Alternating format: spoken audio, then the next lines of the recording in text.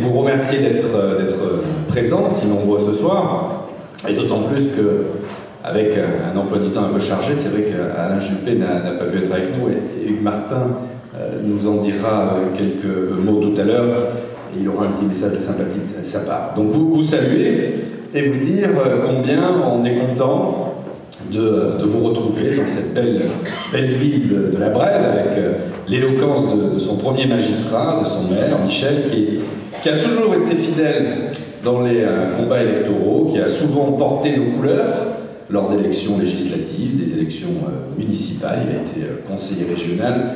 Bref, c'est quelqu'un qui est toujours à la pointe du combat. Vous avez remarqué, enfin vous le connaissez pour les Brédois et les gens du secteur, qu'il a des convictions bien accrochées au corps et qu'il sait les faire partager. Merci Michel, merci de nous accueillir dans cette belle commune de la Brède.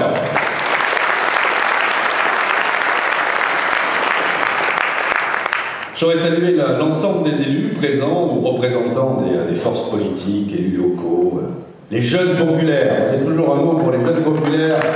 Bravo pour tout ce que vous faites, bravo pour votre engagement. Ils sont formidables, les jeunes populaires, depuis le début de la campagne. Ils sont toujours présents à nos côtés et ils donnent cette petite touche de dynamisme et de fraîcheur dont nous avons souvent besoin. Merci à tous les candidats aux différentes circonscriptions, candidats aux élections législatives. Yves Foulon pour la 8e circonscription,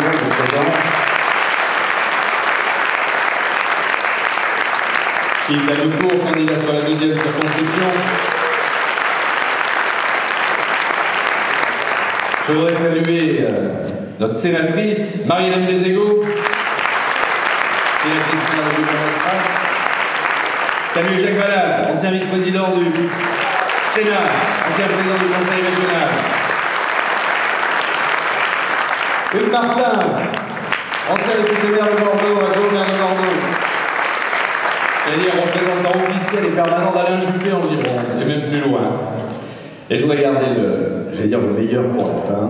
Maxime Sibé, notre candidat sur la 9e circonscription.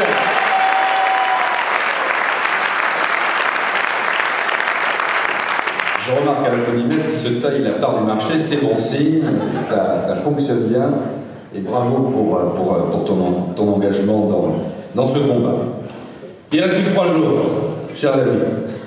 Et si on devait écouter les représentants de la presse, les commentateurs, et notamment tous ceux qui viennent d'en haut, les Parisiens, on se demanderait même pourquoi on est là ce soir. Et quand on ouvre la télévision, on écoute la radio, on a de cesse que nous répéter que les jeux sont faits.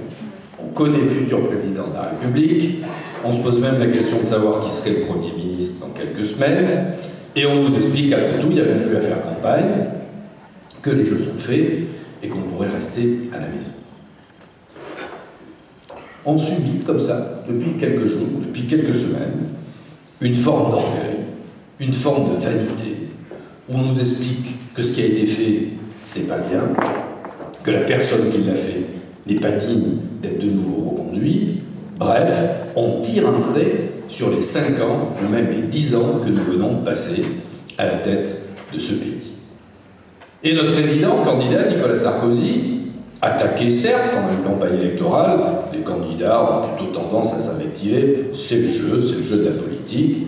Mais là, moi c'est la première fois, depuis de nombreuses années, on est quand même quelques-uns à faire de la politique depuis un certain nombre d'années, c'est la première fois que je vois une telle violence dans les attaques contre un candidat, qui plus est, un candidat président de la République sortant.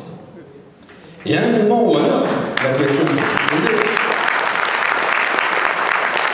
c'est quelle image nous avons de la fonction qu'il occupe et la fonction qu'il représente.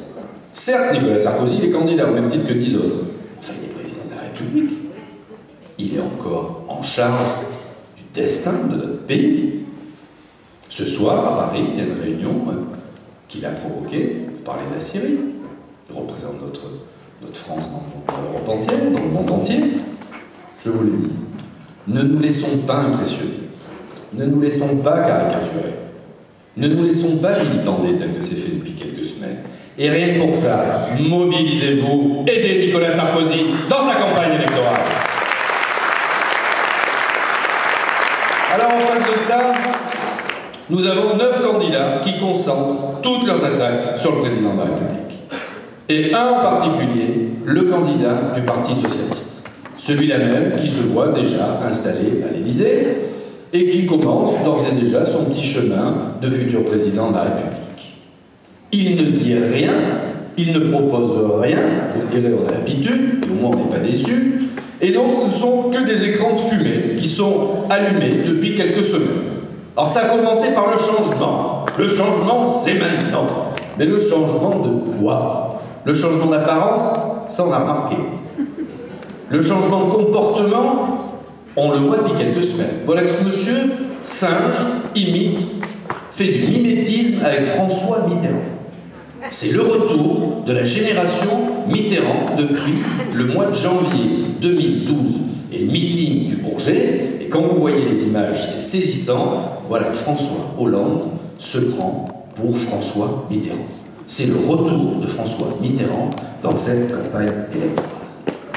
Alors vous me direz, il a raison, François Hollande, de nous rappeler l'existence de François Mitterrand. Parce qu'au moins ça nous permet de nous souvenir d'une chose, c'est que François Mitterrand, il n'a jamais confié une seule responsabilité à François Hollande quand il était président de la République.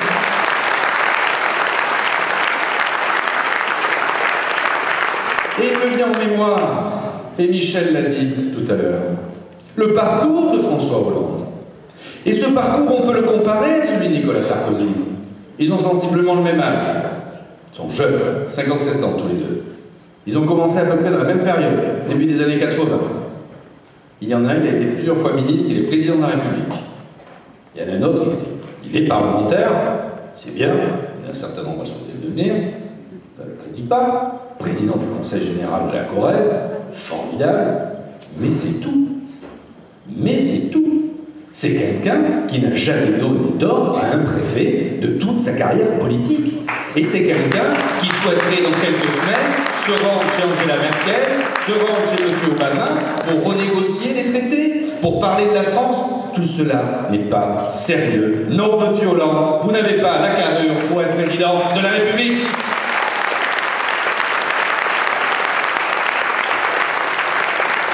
Et à côté de ce changement, j'allais dire, d'attitude, on nous parle d'un changement de politique. Et là aussi, on nous dit, le changement, c'est maintenant. Alors, il faut regarder les programmes. Il faut écouter les propositions. Parce que c'est vrai, jusqu'à maintenant, M. Hollande n'a pas été très ambitieux sur son expression publique, sur ce qu'il allait faire. Et c'est vrai que la façon dont se déroule la campagne électorale, on est plus attaché à l'image, à la petite phrase, à la déclaration, bon, tout notre part, hein, je vous conseille, que d'aller regarder dans le fond des choses. Mais quand on regarde dans le fond des choses, le changement de politique, M. Hollande, c'est quoi? C'est revenir sur toutes les mesures qui ont été prises pendant des années pour maintenir le pouvoir d'achat des Français. C'est par exemple abroger la défiscalisation des heures supplémentaires qui étaient accordées à près de 8 millions de salariés dans ce pays, qui permet à près de 8 millions de salariés d'avoir 200 à 300 euros de plus par mois sur leur fiche de paie. C'est ça le changement de M. Hollande? C'est ça revenir à une politique sociale telle qu'il le prône? Non, c'est un retour en arrière, c'est une régression sociale. Voilà la réalité de M. Hollande.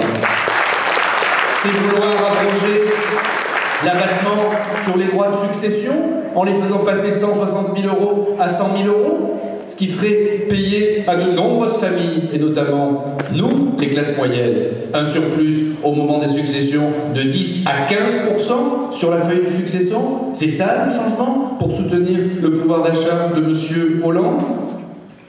Le changement de M. Hollande, c'est soutenir notre jeunesse en accordant et surtout en dépénalisant la consommation de cannabis.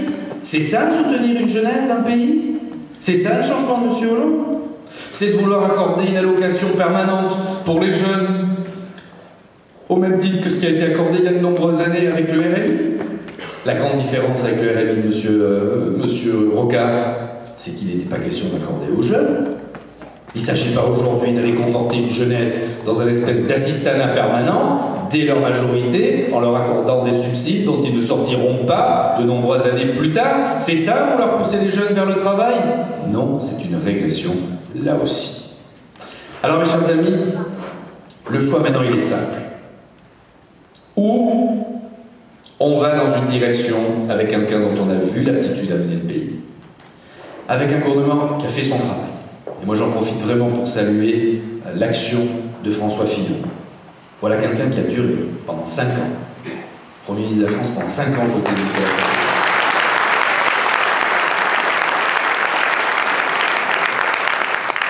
J'en profite aussi pour saluer la présence de notre Alain Juppé, notre maire de Bordeaux, qui, depuis maintenant 2 ans, œuvre aux côtés de François Fillon et de Nicolas Sarkozy. Et ça, c'est un gage pour notre pays, que d'avoir des personnalités fortes réunies à la tête du pays. Vous savez, Nicolas Sarkozy, c'est un vrai politique. Il connaît la politique. Et il s'entoure toujours de lui. Et c'est pas par hasard s'il a rappelé à ses côtés Alain Juppé. Alors à cette occasion, pour cette élection, moi je vous propose de faire comme moi. Faire coup double. Mettre un bulletin Nicolas Sarkozy dans l'urne, c'est envoyer Nicolas à l'Élysée, ou y maintenir, et envoyer Alain à Matignon. Voilà ce que je vous propose dans la semaine qui vient. Alors, mes chers amis, pour finir, cette France forte que nous voulons et que nous sommes en train de construire, mais elle ne se fera pas sans nous. Et c'est de vous dont va dépendre cette élection. Il nous reste 3 jours. 3 jours pour faire campagne. 3 jours pour défendre nos convictions. Nous n'avons pas à rougir de nos convictions. Le rose, ce n'est pas notre couleur. Le vert, ce n'est pas notre couleur. Le rouge, ce n'est pas notre couleur. Le bleu, ce n'est pas notre couleur. Notre couleur, c'est le bleu, c'est le blanc, c'est le rouge, c'est la France!